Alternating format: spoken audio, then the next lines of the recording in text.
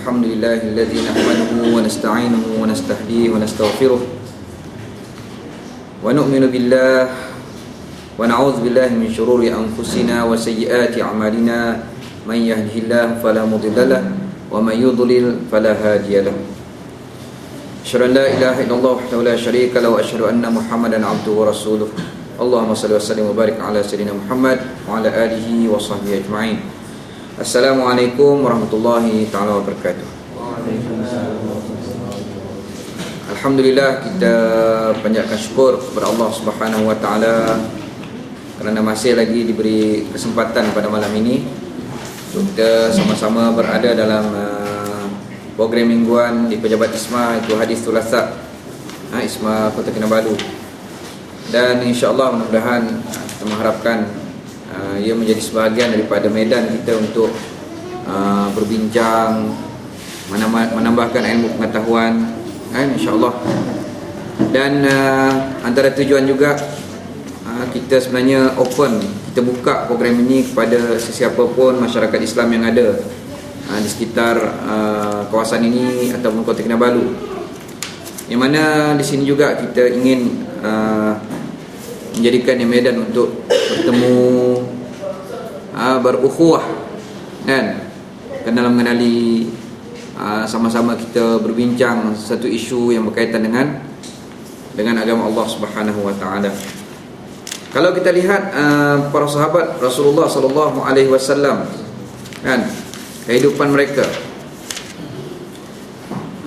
bagi mereka kehidupan ini tidak ada satu nikmat lebih berharga lebih daripada mereka berukhuwah, bermasyarakat,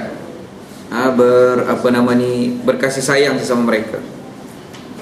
Dan kasih sayang ini sebenarnya kita tulislah satu novel besar pun ataupun satu kitab yang besar nak menceritakan tentang formula, cara-cara, kehebatan berukhuwah, sebenarnya semua itu tidak akan mendatangkan ukhuwah, kan? Ukhuwah ini dia merupakan suatu nikmat yang Allah Subhanahu wa taala berikan kepada orang beriman yang lahir daripada iman mereka. Innamal mu'minuna ikhwah. Sesungguhnya orang beriman itu bersaudara. Orang beriman dia cuma akan bermusuh dengan orang yang memusuhi Allah Subhanahu wa taala. Sebab itu kalau kita lihat, ukhuwah ini tak akan mampu dijelmakan melalui apa program pun kalau tidak disertai dengan ada unsur-unsur keimanan. Ukhuwah persaudaraan ini dia merupakan nikmat yang Allah Subhanahu wa taala lontarkan ke dalam hati setiap orang-orang yang beriman.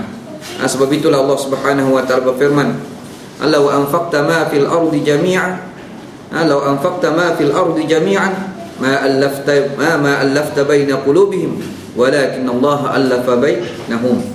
Kata Allah, kalau engkau nafkahkan seluruh harta yang ada di atas muka bumi ini, kan, engkau tidak akan mampu untuk menyatukan hati-hati mereka, hati-hati orang beriman. Tetapi Allah yang menyatukan hati-hati mereka. Ini kisah yang mana ayat ini turun hasil daripada persaudaraan antara orang-orang Muhajirin dan Ansar, bahkan antara Aus dan Khazraj.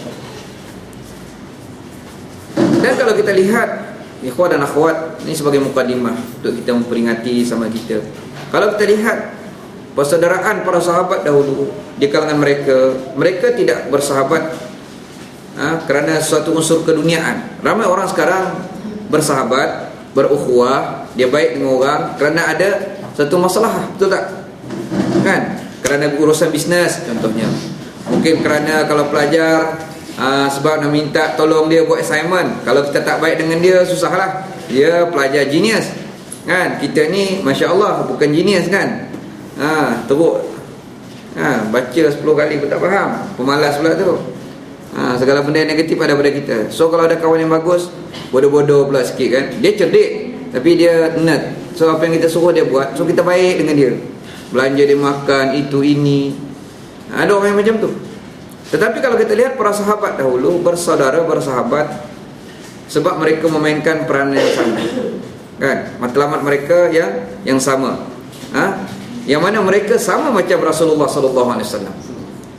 kan, halat tuju, matlamat, gerak kerja mereka, peranan mereka yang mereka fahami sama macam Rasulullah sallallahu alaihi wasallam. Apa dia? Rasulullah itu syahidau wa basyiran wa nadhiran wa da'iyan ila Allah bi idnihi wa sirajan munira. Rasulullah, begitu juga para sahabat sebenarnya, mereka saksi kepada umat. Mereka mubasyir, pembawa berita gembira kepada umat. Nadhir, pemberi peringatan. Da'i, pendakwah kepada Allah. Yang akhirnya mereka ini menjadi siraj, kan, pelita yang bercahaya, yang terang benderang kepada umat. Begitulah, bila kita meninggalkan kerja-kerja dakwah dalam perjalanan hidup kita, kita akan jumpa juga sahabat, tetapi tidak akan sebaik mereka. Hanya orang yang berada di atas jalan dakwah yang akan bertemu dan bersahabat, berukhuwah dengan orang yang berada di atas jalan yang sama. Ini sebagai mukadimah dan peringatan kita, ikhwah dan akhwat sekalian.